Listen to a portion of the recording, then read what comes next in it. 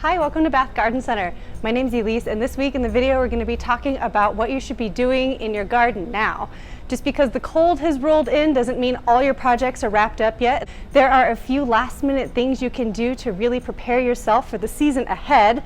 And we've already kind of talked about fall prep, and that is cleaning up your garden, not pruning things, and mulching things, getting them ready to go. So if you haven't watched that video, now would be a great time to go watch that. And then the last thing you should do before you get started is just make sure you've acquainted yourself with what are cold hardy plants in your garden. This will tell you what kind of work you need to do where. One of the first things you should do, especially with the cold rolling in, is just double check everything in your garden. Did you unscrew your hose from the spigot? Did you get your sprinklers blown out? Did you clean your fountains and cover them up? So those are all things you need to do before that ice sets in and before you have a problem. The second thing you should do is keep your bird baths full. People's sprinklers aren't running as much now, and those little birds and squirrels are very thirsty. And the last thing that you should do is double check those bird feeders. Clean them. So you have migratory species moving through all year long, and just in case somebody was sick, you don't want to have a center for disease in your yard. So just make sure that you're cleaning and keeping everything nice and healthy. The other thing that you should be just wrapping up right now is planting the garlic and onions that you're planning to have for a spring harvest. The window closes around mid-November because the ground is just too cold and nothing will have a chance to keep up. And the last thing that you should be keeping in mind before you move on to your perennials and shrubs is anything that's out right now, you need to winter water. So we're going to talk a little bit about what winter watering is and how you should be doing it. So what is winter watering? Winter watering is obviously watering your things during the winter, but there are a couple special rules about it. The ground should not be frozen when you're watering your plants.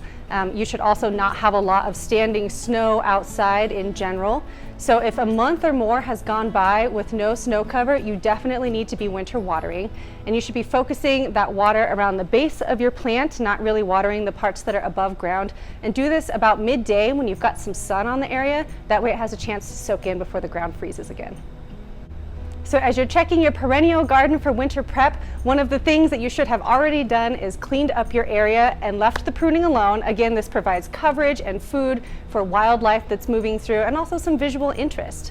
The second thing you should do is make sure that you've mulched anything that is sensitive to the cold. You can also use some of those last rakings from your garden, those leaves and grass. That's also great coverage.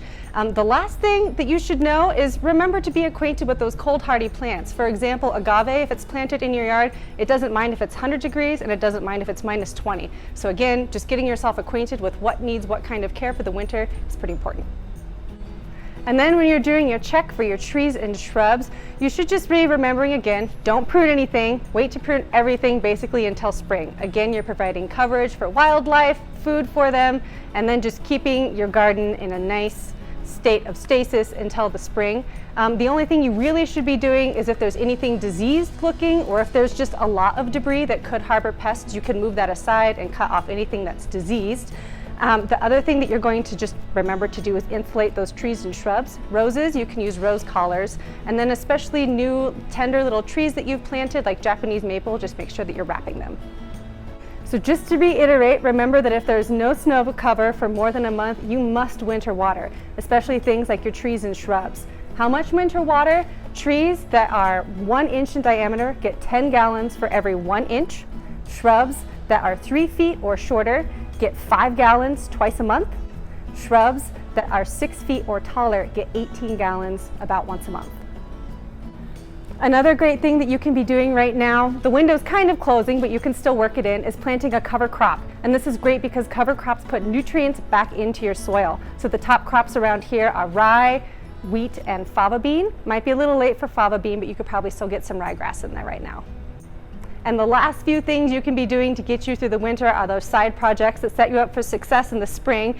And that is maybe working on your compost. If you are already composting, anything you put in the summer should be perfect to use now. And something to keep in mind is compost isn't always necessary. Good dirt is necessary, but not necessarily compost. And the way that you can find out if you need more compost or not is to go ahead and grab a soil test kit and see what is going on in your dirt. And the very last two things you should be doing is sharpening and cleaning your tools. You don't want to accidentally carry disease from anything you didn't know was diseased that you cut or trimmed this year. into next year, so make sure you're cleaning and sharpening them. And then the very last thing is just to maybe keep track again of what worked this year and maybe grab some seed starting supplies. It's good to be stocked up early, and sometimes we have some really unusual weather here, so you might be able to work in a little windowsill crop. Thanks for watching. Be sure to tune in next week as we explore Christmas at Bath Garden Center.